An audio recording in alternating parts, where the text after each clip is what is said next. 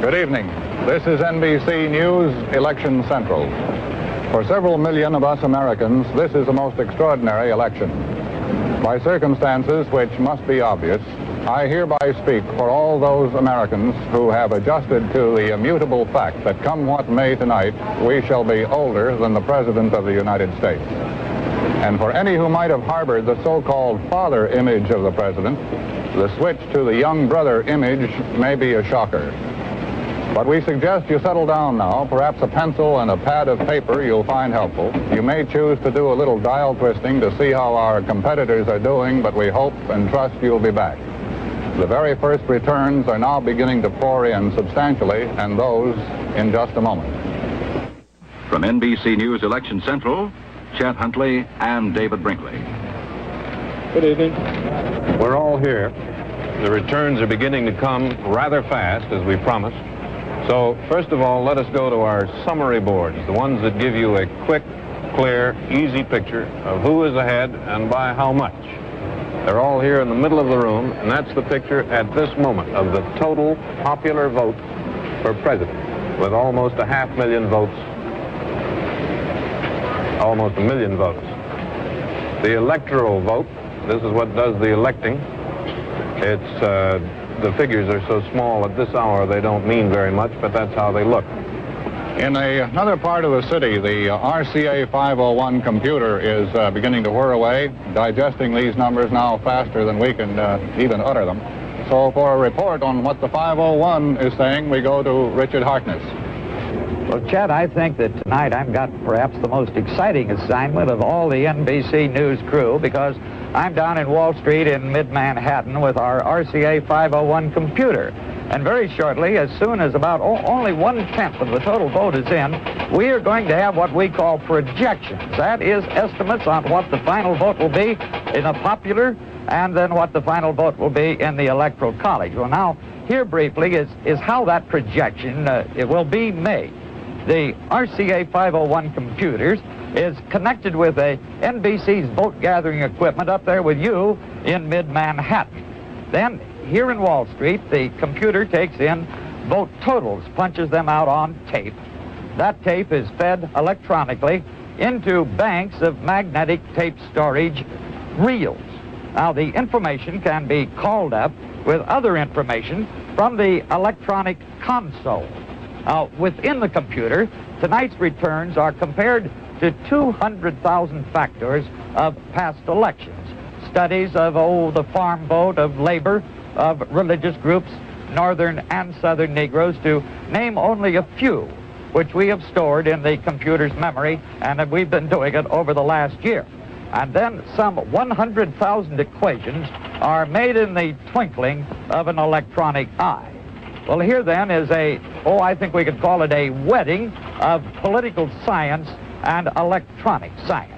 It achieves its projections of election results, which I shall be reporting throughout the evening, by doing some computations, the political equations, and the experts tell me to accomplish these equations humanly would take the work of 60,000 clerks. This is Richard Harkness with the RCA 501 computer. Senator Kennedy cast his vote today in Boston at a branch public library. Somebody was standing outside holding a sign saying, "The landslide begins here." We'll see about the accuracy of that later in the evening. They then left for Hyannisport to wait for the returns, where Mrs. Kennedy said, "These will be the longest hours of my life." Ray Schurer of NBC News is there with them, so let's switch now to NBC News campaign correspondent Ray Schurer with the Kennedy Party in Hyannisport, Massachusetts. This building is a National Guard armory. It is about 1.25 miles from the big White House on the water where the senator lives. There are signs all over the wall of this armory saying, "Sleep well tonight, your National Guard is awake."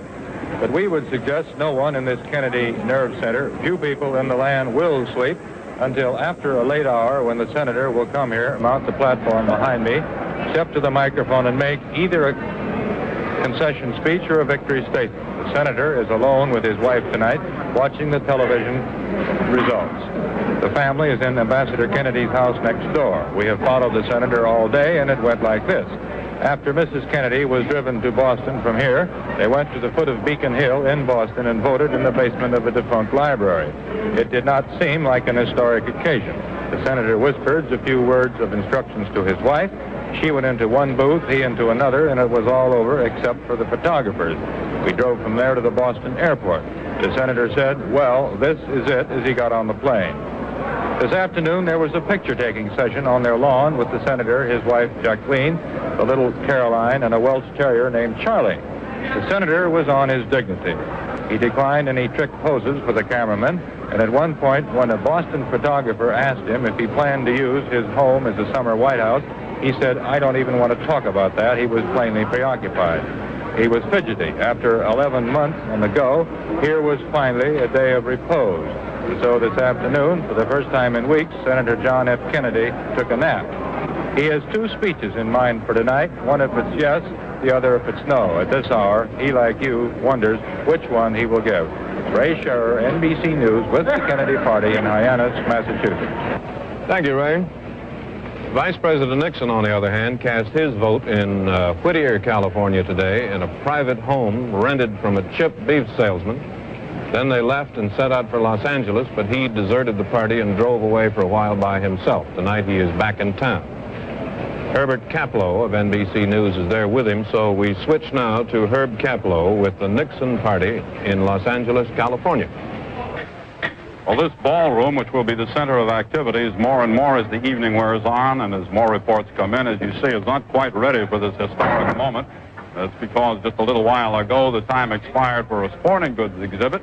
They were sort of nudged out rather quickly, and in came the people to set up the tote board and all the other accessories for this tote board headquarters.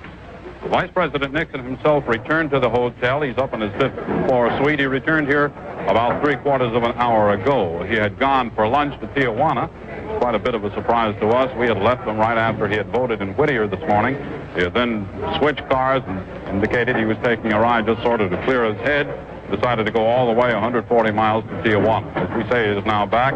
Presumably, he is upstairs looking at the first fragmentary returns in so far. The Vice President did so this morning and the last few days to be an appreciably more noticeably more relaxed, self-assured, and perhaps a more confident man these last few days and today than he did, say, a week or a week and a half ago. Now, this may be because he feels better. His cold is abated, although Mr. Nixon is also a very tired man, and that's obvious watching him after these weeks and months of hard campaigning. But it may also be that he feels that in these last couple of weeks, the tide has turned in his favor. Now, he's not going to predict that he's going to win this, but he does feel, obviously, from the last week especially, and this conforms with his political philosophy of campaigning, the last week and 2 weeks are decisive. He feels that this last week has been profitable, has been productive. And he has said this morning that he would not concede any state, even Alaska, which is generally put in the Kennedy column, nor would he claim such a state as Maine or Vermont, which is generally given to the Republicans. Herb Kaplow, NBC News at the Nixon headquarters at the Ambassador Hotel in Los Angeles.